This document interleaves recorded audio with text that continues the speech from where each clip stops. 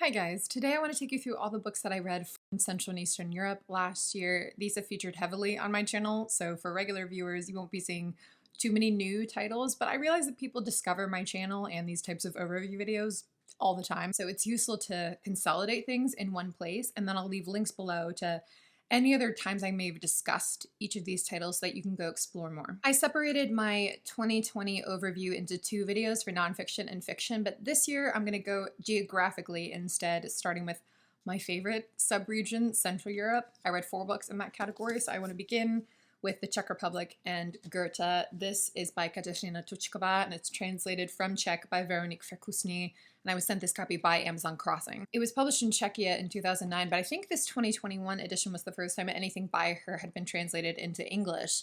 And life permitting, I'll be talking more about Gerta in a future video because I have several read and unread novels from the region that are kind of unconventional World War II novels that use less common framing devices and perspectives. This story begins with a young woman who was born and raised in Brno, the second largest city in the country, and she has a Czech mother and a German father, which was quite common. There's an extensive, entangled Czech and German history of Central Europe, which is partially obscured because of the history this book describes. After the Second World War, Germans, even those like Gerta, who wouldn't have necessarily put themselves in one category or another, or who may have even said they felt more Czech than German if it came down to it, they were expelled from Czechoslovakia. The Czech lands at that time had a population of about 11 million people, and 3 million Germans were forcibly marched out of the country as punishment for being implied co-conspirators of the occupier Germany.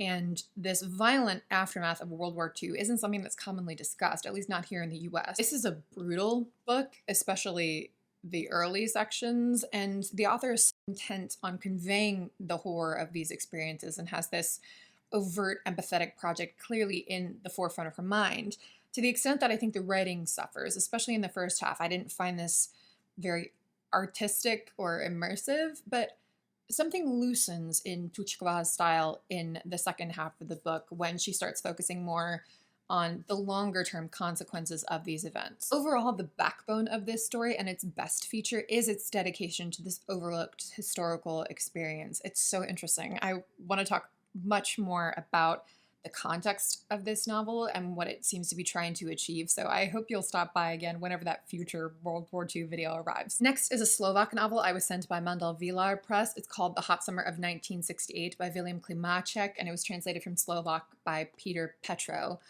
And what a mixed experience this was. I couldn't stop thinking about it. It is both so successful and so unsuccessful, smooth and stuttering. I didn't know what to make of it, to such an extent that I had to break my Open Letters hiatus and write a full review on it, linked below. Major Czechoslovak history falls on the 8s until it doesn't. 1918, formation of the country. 1938, German invasion and occupation.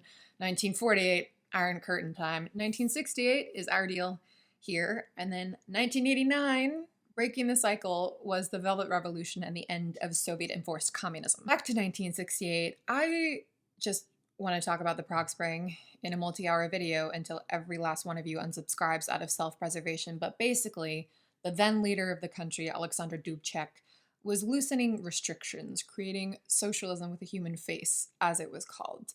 And Klimáček describes how in this period his characters are feeling like windows are opening in their lives and fresh breezes filled with possibility are wafting through society. But you know who wasn't a fan of all of this? Big Daddy, Big Brother, jealous lover, USSR. And so in the summer of 1968, they and the Warsaw Pact countries invaded Czechoslovakia with tanks and shut those windows up tight.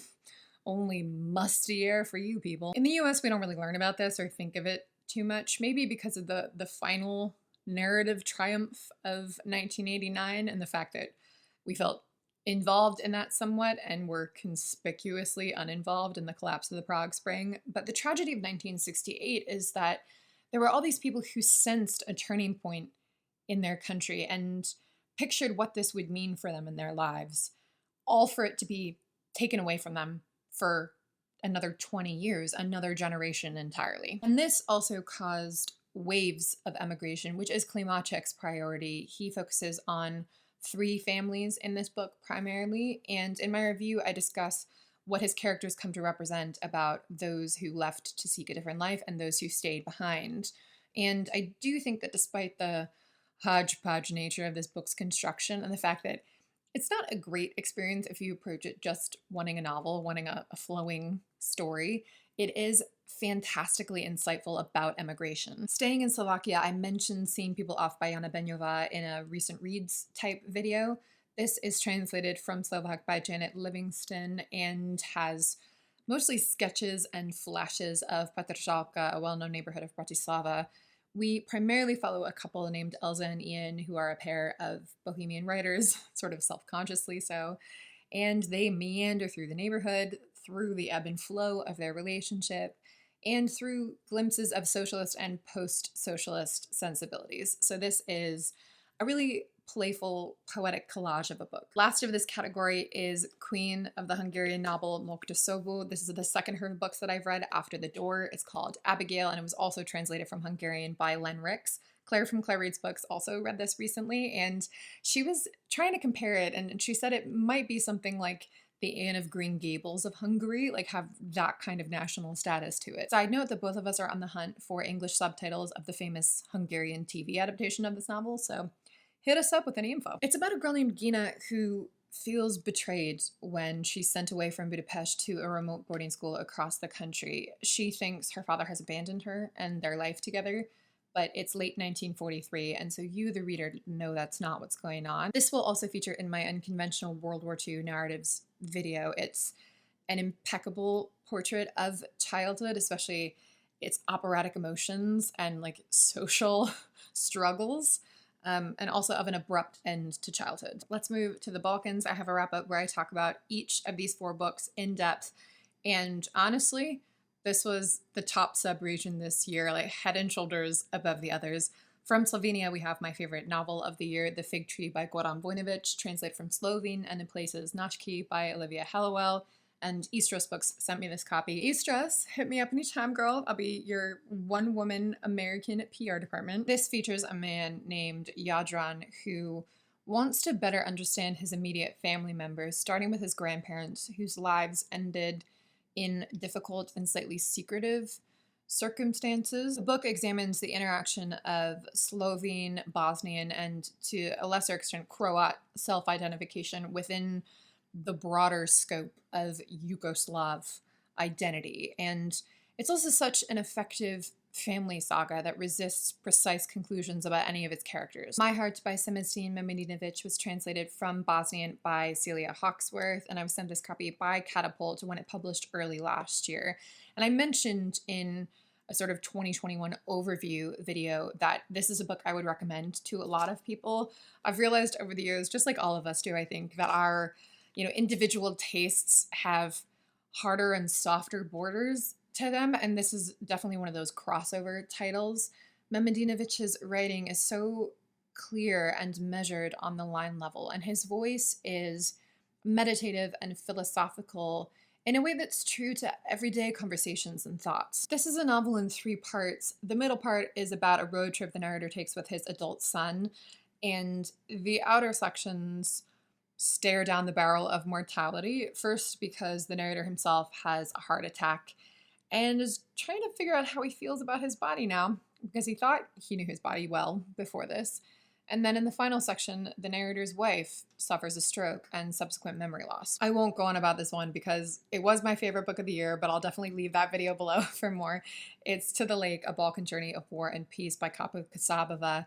She travels to her grandmother's ancestral lake hometown, and it's an ancient lake on the border of Macedonia and Albania, and then she also travels to another ancient lake that crosses over into Greece. And she uses history, personal anecdotes, interviews, landscape descriptions, and at times memoir to sort of capture the spiritual essences of these communities, both the present people who live there and the traces of people past. I will say that her writing isn't especially propulsive, and so my best strategy with this book was to have a sort of standing morning date with it, especially on weekends, but I could spend more time and allow myself to sink into the profusion of stories. her books are unusual reading experiences moment to moment, and that's because they're so rich and layered and distinctive. Last from the Balkans is The Doll by Ismail Kadare, translated from Albanian by John Hodgson. Kadare is Albania's most famous writer, in an unusual case, both at home and abroad. I think you can say that. This was my first of his books, and hopefully the first of many, because, I mean, this was just so incredibly spare and breezy almost. Like with My Heart, this is a heavily autobiographical novel, and so you get these rapid-fire portraits of the narrator's mother and grandmother, especially, and of the sort of grand declining home where he grew up. And this to me is such an interesting case of perfectly marrying narrative and form. You can essentially read it in one afternoon because the font is huge and it's a short book, so wins all around. On to Belarus. I read 3 related books here. 2 of them were poetry collections by Valzhyna Mort, who's originally from Belarus and now lives in the US. The earlier collection of these, A Factory of Tears, was first written in Belarusian and translated into English by Elizabeth Oehlkers Wright and Franz Wright. My favorite is the title poem, which starts, "And once again, according to the annual report, the highest productivity results were achieved by the Factory of Tears, while the Department of Transportation was breaking heels, while the Department of Heart Affairs was beating hysterically, the Factory of Tears was working night shifts, setting new records, even on holidays." I also liked a poem called Polish Immigrants, especially the part that says, "How do 2 languages share one mouth, like 2 women in one kitchen?" I loved moments about this poetry, but those didn't seem to be stitched together in any consistent or cohesive way. I'm not an especially observant poetry reader, so take all this for what it's worth, but it did seem to me like she had written a poem here about young adulthood, and one there about her grandmother, and several over here about different travels and musings, and then put them all together into a collection, versus this collection, which goes down different lanes and offshoots, but there's a main path we're traveling the whole way. Music for the Dead and Resurrected was originally written in English, which could be a big factor for its relative impact on a native English speaker, and it's a top all-time poetry collection for me. I talked about it much more in my Favorites of the Year video, but basically it considers the lasting impact of the bloodiness of Belarus's history, especially of 20th century history. And it does this in ways that are both serious and sly. There's a sense of the imagery of mass death and the musings on collective trauma and survival are careful, meaningful. But then when the collection turns to describing her grandmother's generation, for example, and how these older people continuously and grievously relive these parts of the past and beat them into younger people, that opens up the possibility that the collection itself at times is playing that grandmother-like role for its readers. And now I'm fulfilling my contractual obligation as a booktuber mentioning Belarus to bring up Svetlana Alexievich. This was her first book, The Unwomanly Face of War. Unwomanly, that's a hard word for me to say. The subtitle is An Oral History of Women in World War II. And although it was her first book, it's the 4th of hers that I've read. This was translated from Russian by Richard Pevier and Larissa Valahonsky, which, I mean, side note, but this amuses me because having read different translations of her work, it seems like she has such a specific style that it all comes out in the wash anyway without having to pay the star translators the big bucks.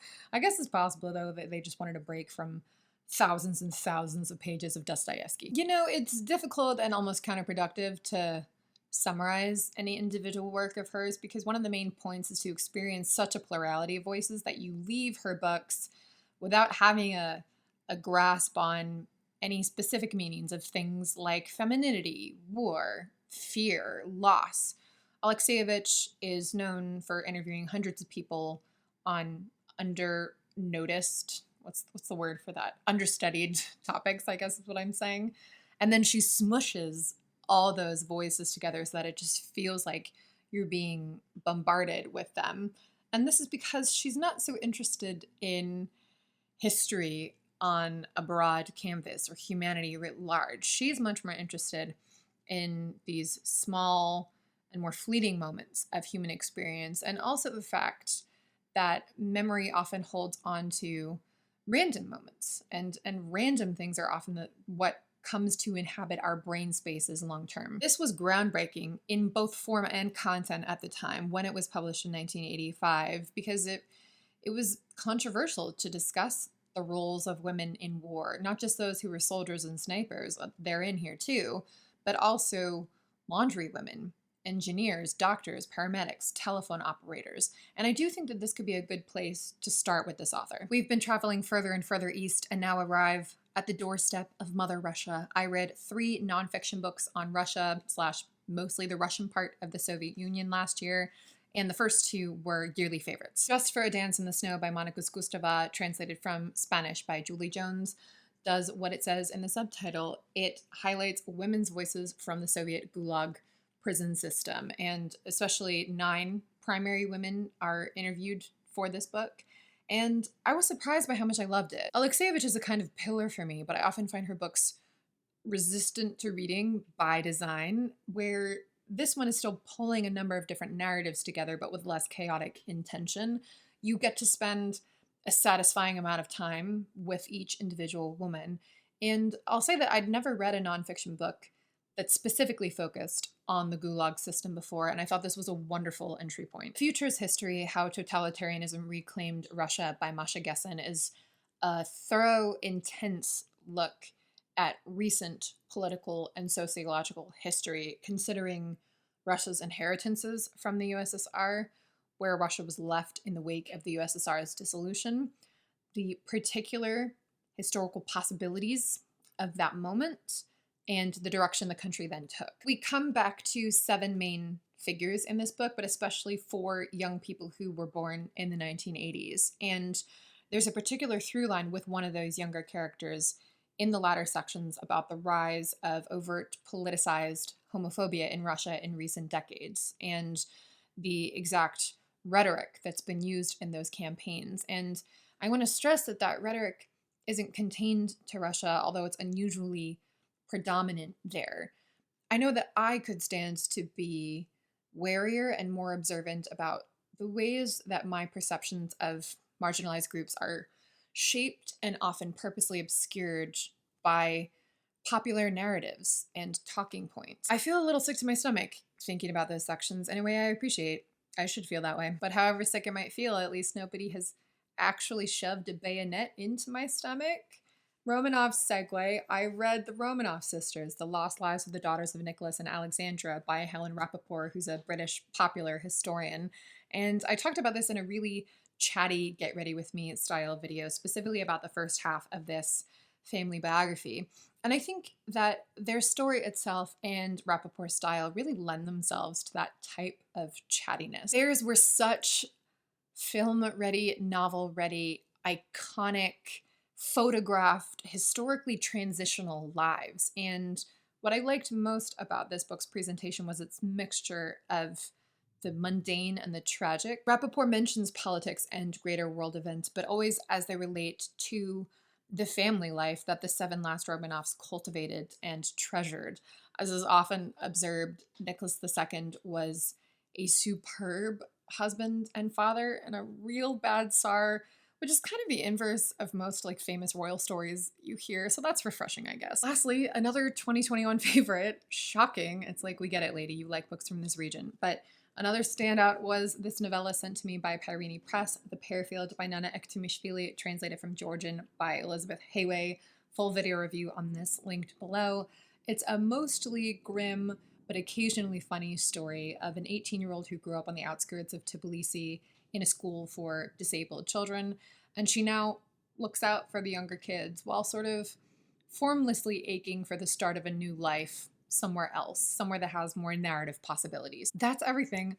I love talking about these books and appreciate that there's anybody in the whole world who wants to listen to me talk about them. So thank you for watching, and I'll see you soon for another video.